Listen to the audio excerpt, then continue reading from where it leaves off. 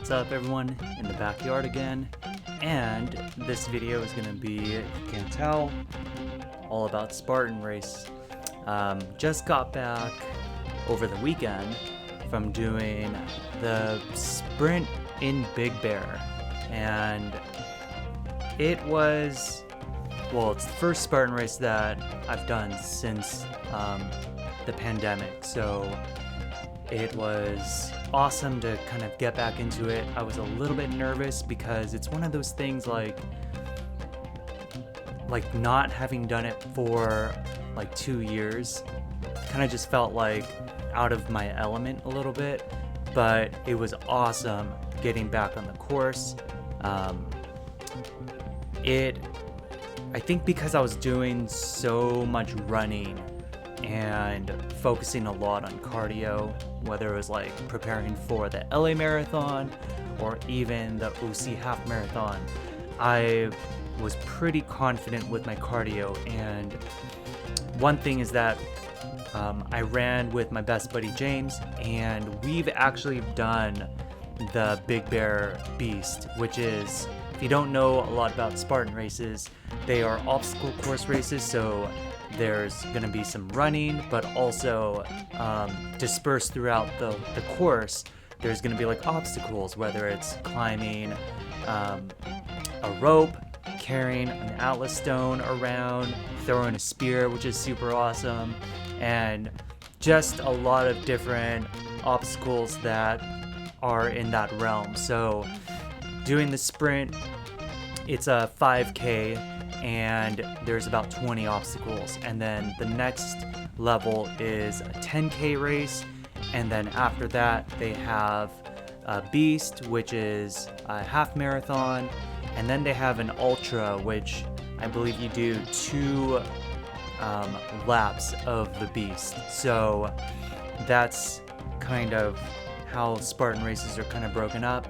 And then they also have trail runs, but just focusing on the traditional Spartan races. We did the 5K sprint, but again, we did the half marathon, the Beast, in 2019. And for me personally, like, that was insanely tough because I was feeling the altitude up in Big Bear, and I've never had altitude sickness before. I didn't have any of the nausea, but I definitely was like, my mind was just like, almost, it felt like I was separated from my body, and I couldn't like do the things that I normally am like proficient at. So, and then also just like, the venue in Big Bear is held at Snow Summit, so what I always tell people, they're always like, oh, what was it like? It's like, I always tell them, whatever you think like people are skiing or snowboarding down during a Spartan race, that's what you have to like go up. So because we've done the Beast before and I've completed the Beast before, I definitely was like, oh, I'm gonna crush this sprint. Like, it's gonna be nothing because like I feel strong, and I also felt like, again, because of all the races that I've been doing, like, oh, my cardio is just gonna kick ass, and I was wrong. I think the awesome thing about the venue up in Big Bear is, I believe they give it the nickname, the Soul Crusher, because when you start, pretty much the first mile, it's like all uphill. So it was intense. Overall, like, we did well in the race, but I definitely underestimated the race, and I thought that we were gonna just like breeze through. And those hills are humbling. So the first mile, you're just like going uphill, and then you're kind of feeling like that thinner air, and you're trying to like catch your breath, and you're seeing other participants climbing and struggling, and it's kind of like this mental battle of like, dang, like, what am I doing? Like, what did I sign up for? Am I gonna be able to make it? So overall though, the day was beautiful. It was like in the low 70s, and it was super clear. Once you get up that like big big climb, you can just see like the huge lake, Big Bear Lake, and all the trees, and it was like there was like beauty in the chaos, right? So then there's like you encounter your first obstacle, and it's a climbing one, so you just have to get over a wall. And then there's also some like larger hurdles that you have to get over. So overall, like the obstacles, for me, they were not insanely challenging. Just because I believe like just using my fit gym, which is like my pull-up rig, like, and just doing a lot of like upper body stuff and a lot of exercises that really test and challenge like my grip, like really helped with the obstacles. So overall, we had a clean race. Out of the 20 obstacles, we didn't fail any of them. So with Spartan Races, if you cannot do an obstacle, there is a penalty, and the penalty is 30 burpees. So it can get intense, and it can get exhausting really quick if you're not able to complete these obstacles. So overall, like for the sprint, it was an open heat, so meaning there was no age group heat, there were no elite heats, meaning like if you participate in an age group, you're just running with people like in your age group, and so the pack is a little bit smaller. And then if you're an elite, like you're competing to like try to win, and there's like prize money, things like that. For open heats, you're just running with everyone. So we started our race at noon, and like it was awesome because like our start time was like around like 12:30 to 1. But they're super cool. Like if you feel ready to go, like they'll let you go. So we started early. We started at noon.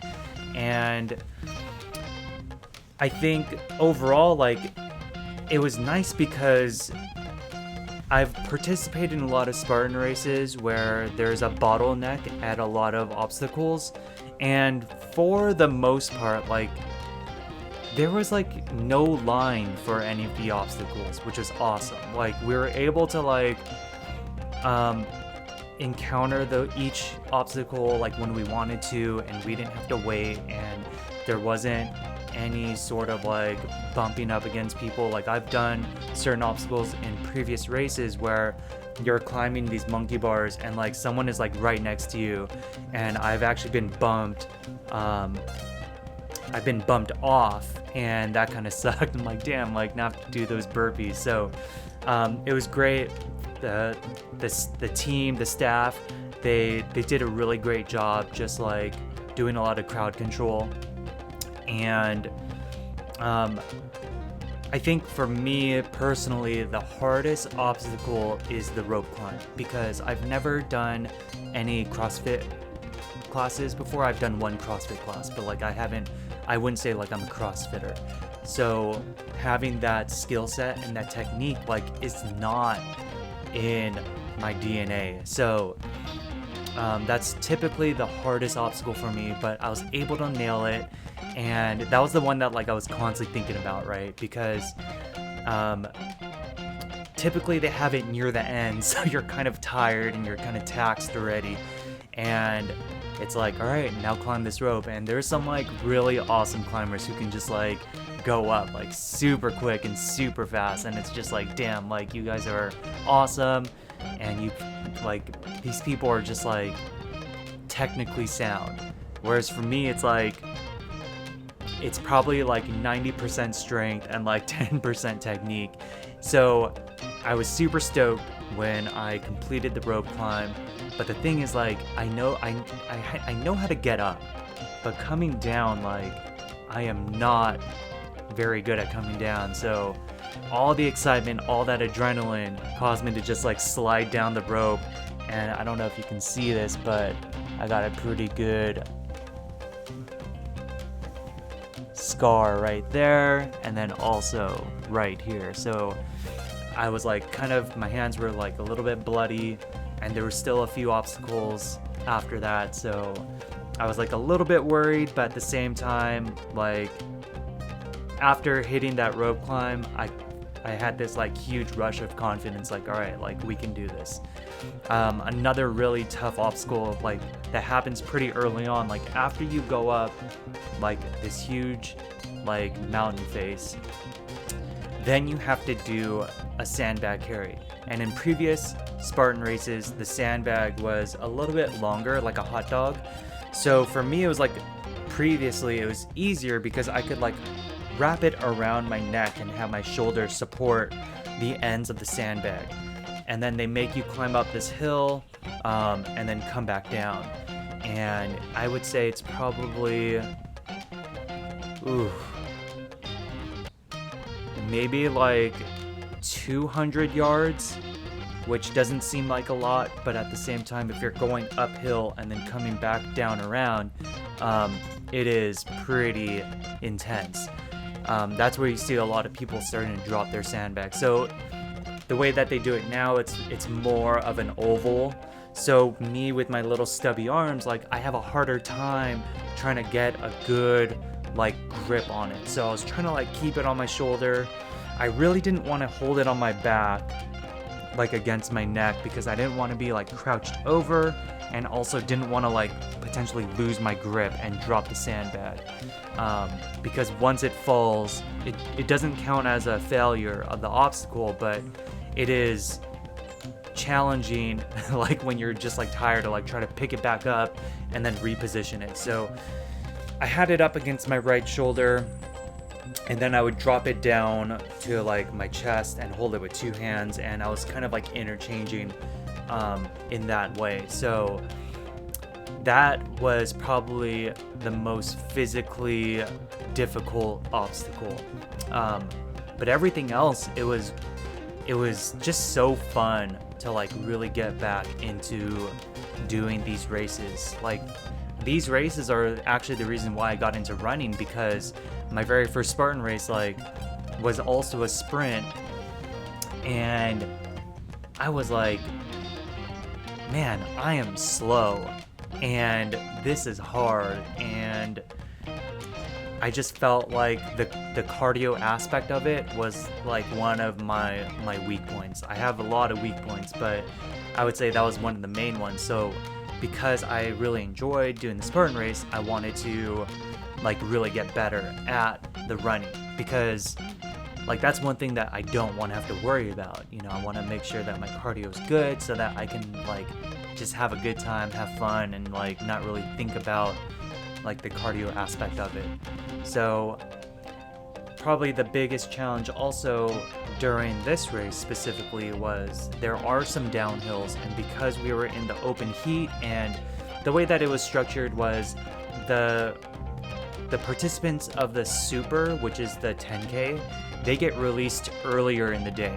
So the sprint, because it's the shorter race, gets released after. So we were engaging and encountering some of the participants of the super who might have started a little bit later, or were like just finishing up. So during a lot of the downhills, it was kind of hard to like just like bomb down the hills, which is a technique that I like to use because I've seen a lot of like the elite runners do it, and it's, if you can do it safely and if you can do it technically well, it actually really saves your legs, because you're not trying to like stop, and when you're actually trying to like go downhill and like stop a lot, you're actually engaging a lot of your like quads and your calf muscles. So that's what really drains your legs. But if you can kind of just like run down safely, like one, you're conserving energy and you're saving your legs like for later in the race, or for some of the obstacles that might require you to use that. So there were some portions where there was like a little bit of like a crowd, and it was hard to like just go down, so I had to like stop go, and my legs kind of felt it a little bit during the race. But yeah, overall super clean race, super fun to get back into. the shirts, which was like, I'm always super stoked to like see what the new like finishing shirts are. This is the new finishing shirt. The material, I would say it's like a cross between like cotton and dry fit. So in like 2019, Spartan and like Rakuten, they were like providing the shirts, and it was very much like that like kind of dry fit material, but when it would get wet, it could like kind of stick to you. And then I believe after that they went into like a cotton shirt, which they sucked. They were awful. But I would say this style of shirt, like the material, this is probably my favorite, because I feel like I could wear this out, not just like just out, like going out, and feel like comfortable wearing it. And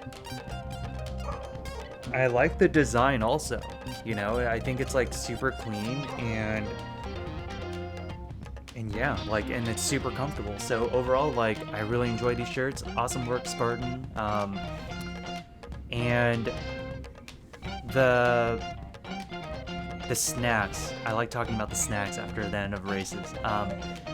There was a lot of like fit aid being handed out, and it was awesome because like a lot of times during like races, like specifically Spartan races, like they're kind of a little like, you get one and that's it, like keep on moving. But they're handing out fit aid, and they just like kind of had it out so you could just grab it.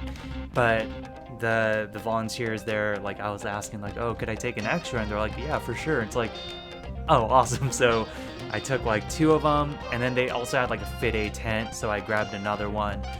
They had banana. When it comes to Big Bear, if that's like a huge thing that like you're looking forward to, like the festival area is a little bit smaller and you don't get as many vendors, but at the same time, like most people that are doing like the Big Bear venue and that course, like you're there because like it is one of the hardest courses that Spartan has. So overall, had a really great race, super fun, really great to get back into it, challenging, humbling, and it really made me realize that there's like so much more room to grow. So again, like for me, that's awesome, because if I have it figured out already and like this is where I'm at, like something's wrong. So overall, like I'm excited to like do more Spartan races. I don't know if I'm going to do any more this year. I might do the LA Stadium race, which is in Anaheim, but that's still kind of like a maybe. But for sure, I do have another half marathon coming up in November. I would like to get another race in before that, but I don't know how likely that is. But I think next year in 2023, I would love to like do more Spartan races and like maybe get my second trifecta. So a trifecta, essentially it's like if you do a sprint, a super, and a beast all in one calendar year. So I've done it once, maybe next year I'll do it again. But that's all I got. Thanks for watching. Catch you all later.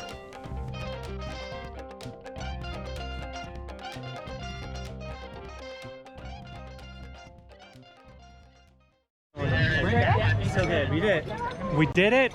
The proof. Clean race.